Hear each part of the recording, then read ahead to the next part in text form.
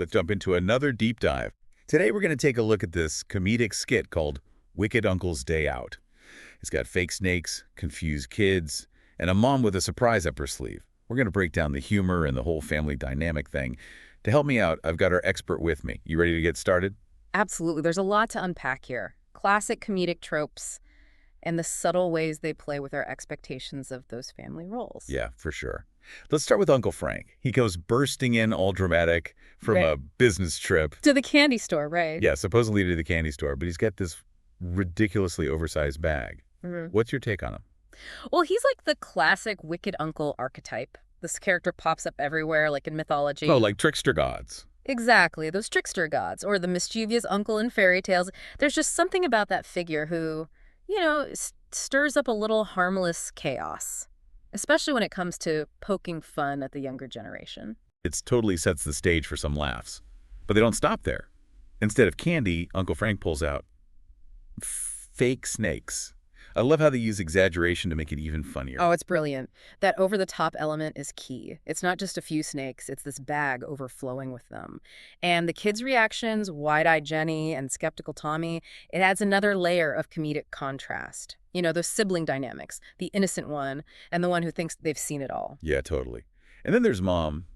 She's kind of walking this line between, like, exasperation and amusement. You get the feeling she's seen Uncle Frank's shenanigans before, but also part of her is enjoying it. Yeah, her role is interesting. She's first presented as the voice of reason, trying to keep things under control.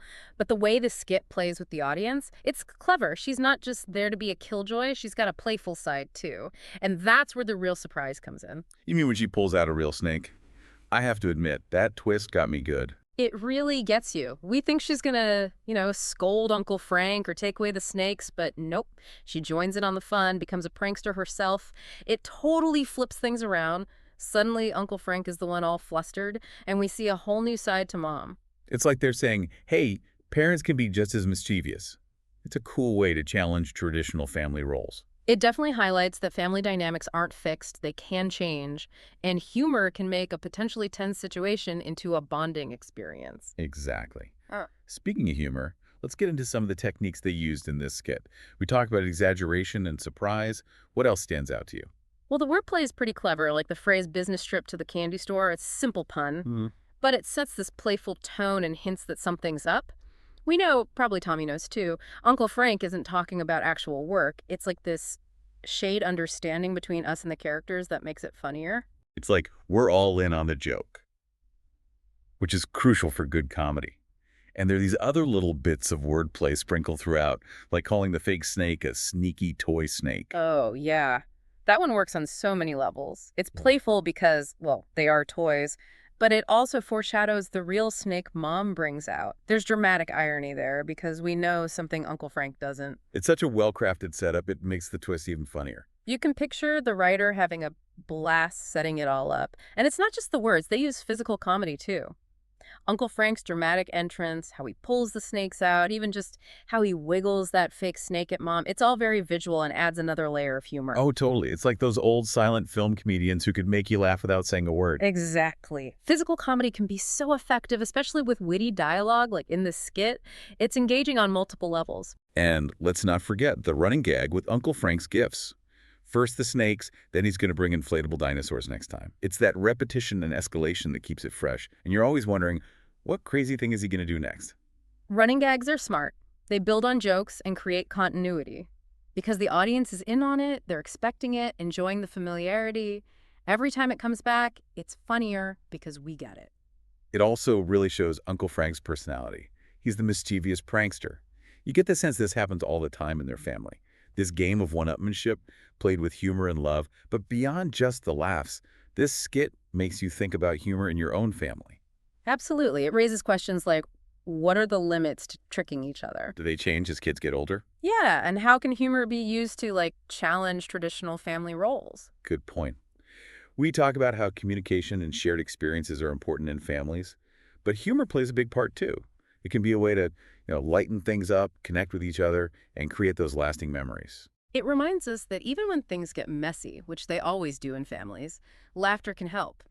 I'm curious, what makes this particular skit so good at showing those deeper messages about family and humor?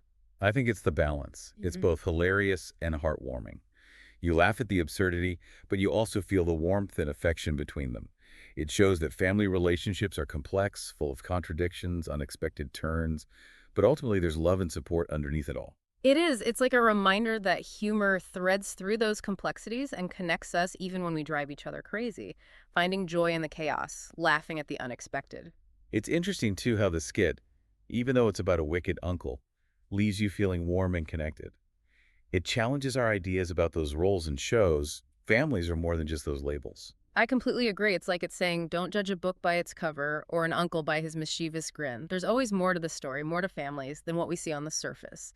And humor often unlocks those deeper layers of understanding and connection.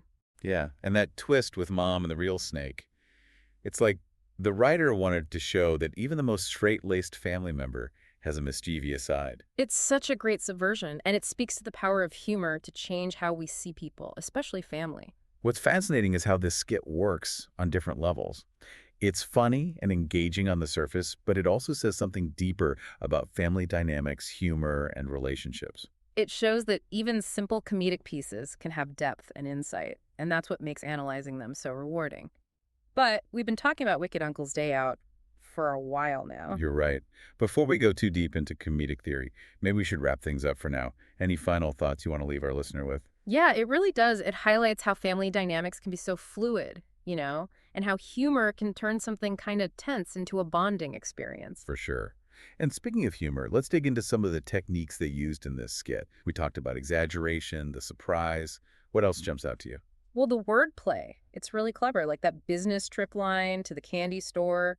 Right. It's such a simple pun, but it really sets the tone. Playful, hints at the mischief to come. We know, and probably Tommy knows too, he's not talking about real work.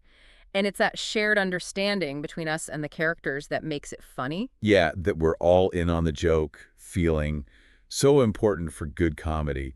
And it's not just the business trip. There's all these little wordplay bits throughout, like calling the fake snake a sneaky toy snake. Oh, yeah. That one works on so many levels. It's playful, because they are toys, but also, foreshadows the real snake Mom brings out. It's dramatic irony, right? We know something Uncle Frank doesn't. It's like a perfectly set up domino makes the twist so much funnier. You can almost picture the writer, giggling as they wrote those lines. But it's not just verbal humor, there's physical comedy, too. Uncle Frank's big entrance, his movements when he pulls out the snakes, even how he wiggles that fake snake at Mom, it's all very visual, adds another layer of humor on top of the dialogue. Definitely. It's like those old silent films where they could make you laugh without saying anything. Exactly. Physical comedy is powerful, especially when paired with clever dialogue like we see here. Engages us on so many levels. And we can't forget that running gag with Uncle Frank's gifts. First the snakes, then he threatens to bring inflatable dinosaurs.